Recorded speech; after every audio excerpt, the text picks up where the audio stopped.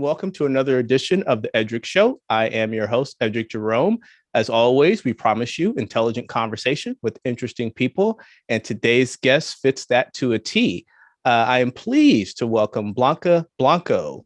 Blanca is a talented author, model, producer, award-winning actress.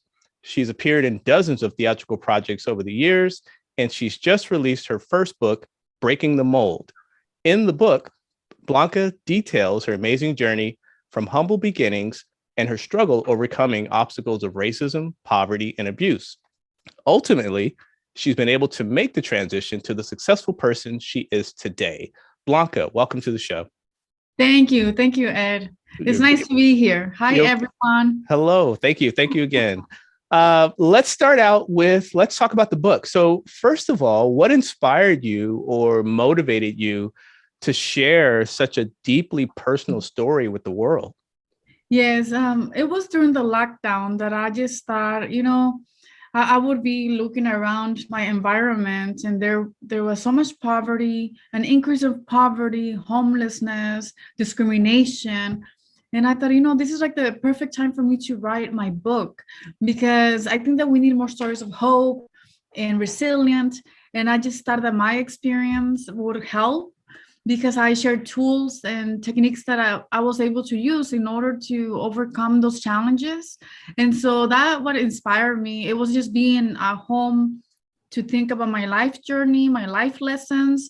And I thought, well, it's time. Now I cannot be at the airport, I just stay home and work on this. How did your family react to you sharing some of the traumatic experiences? I mean, obviously, what they think is important, of course. So how did you navigate through that world with your family? Well, I know that with my mom, she was very supportive from the beginning. She knows that as a child, I would keep journals, and I would tell her, when I'm older, I'm going to make a book. And she would say, okay, well, just keep writing, put your thoughts and feelings.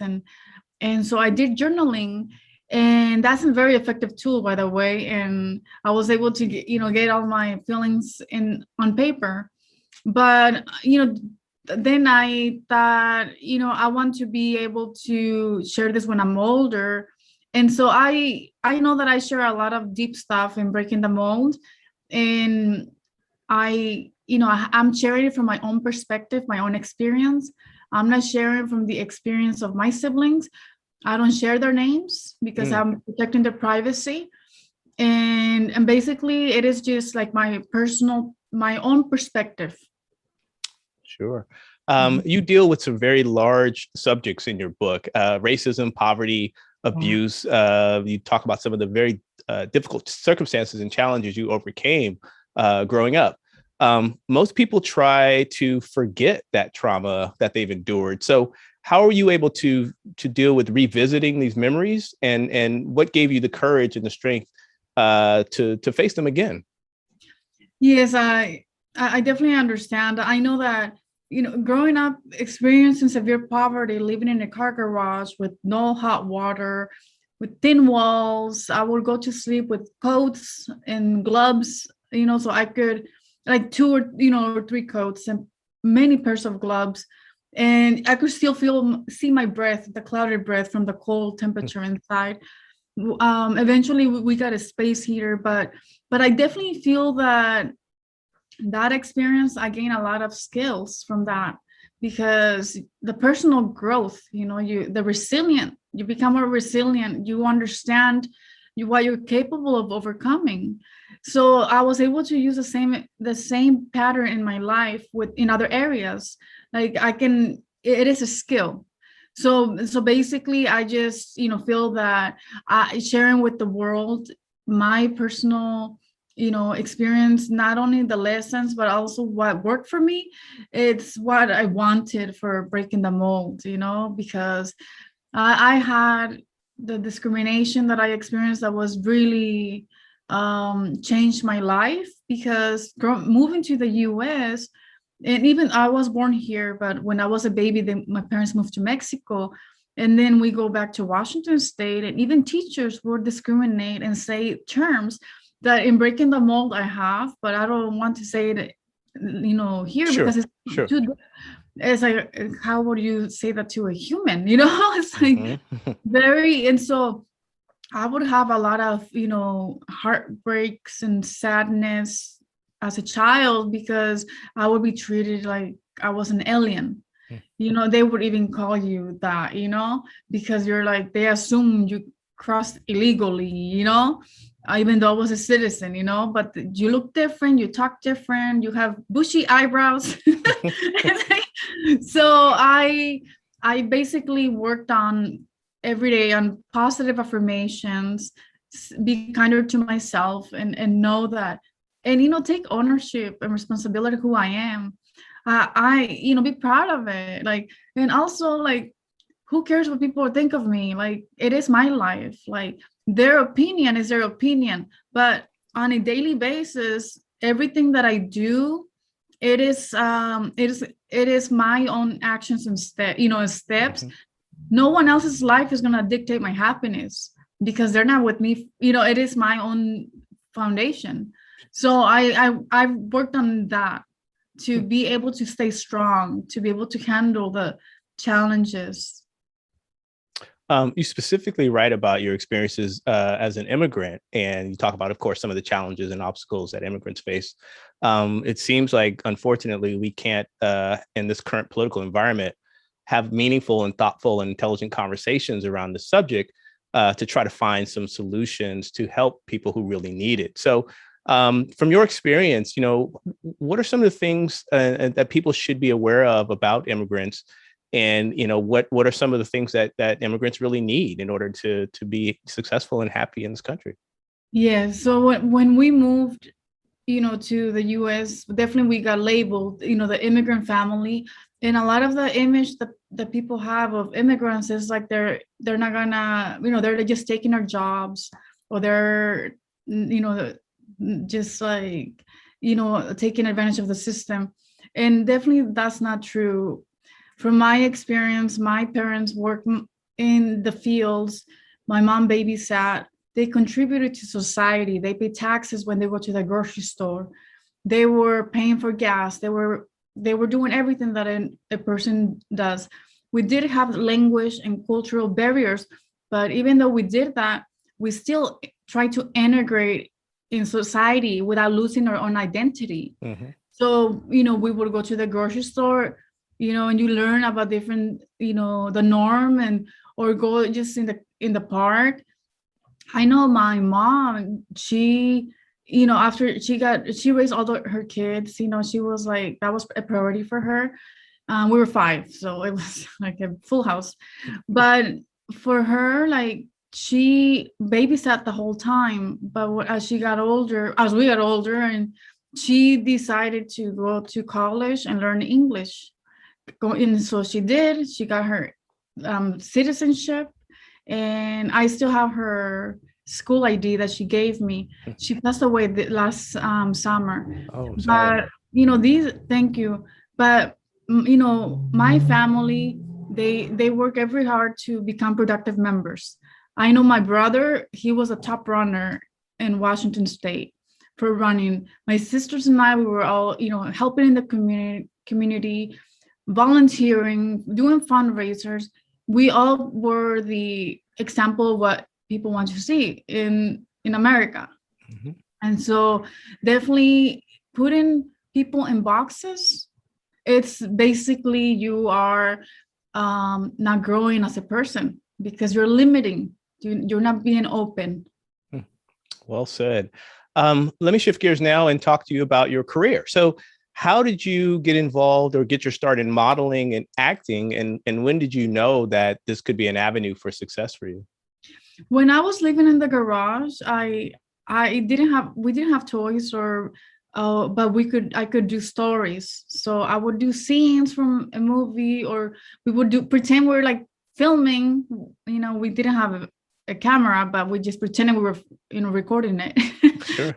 So we were like in this fantasy world, where I was creating characters, and it took me away from my life for a moment, and I was able to create different characters, and that was fun. I just felt like it was like the spark, and also I just felt like all the broken pieces that I had will come together when I would perform. Hmm. Like at the end of the performance, I just felt like it's so much happiness.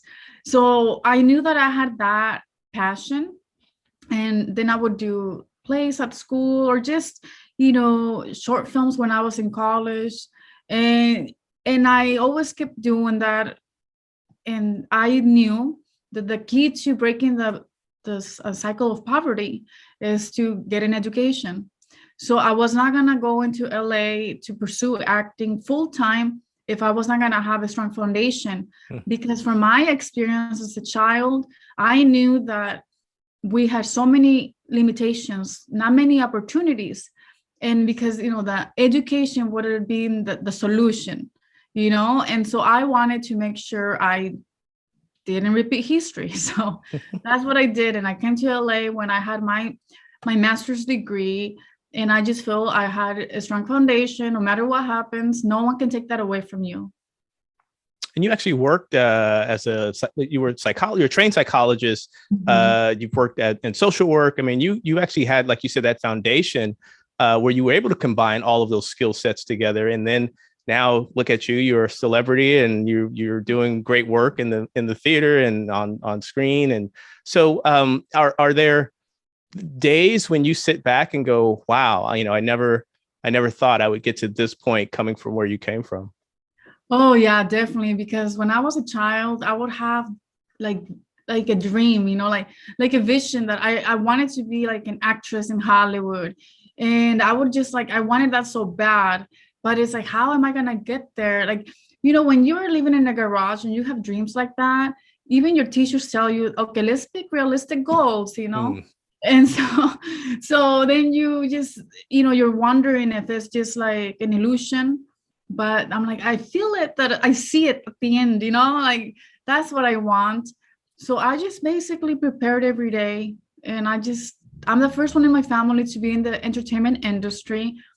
And my mom, when I finished my degree, she's like, oh, so are you moving back? I'm like, no, mom, I'm moving to LA.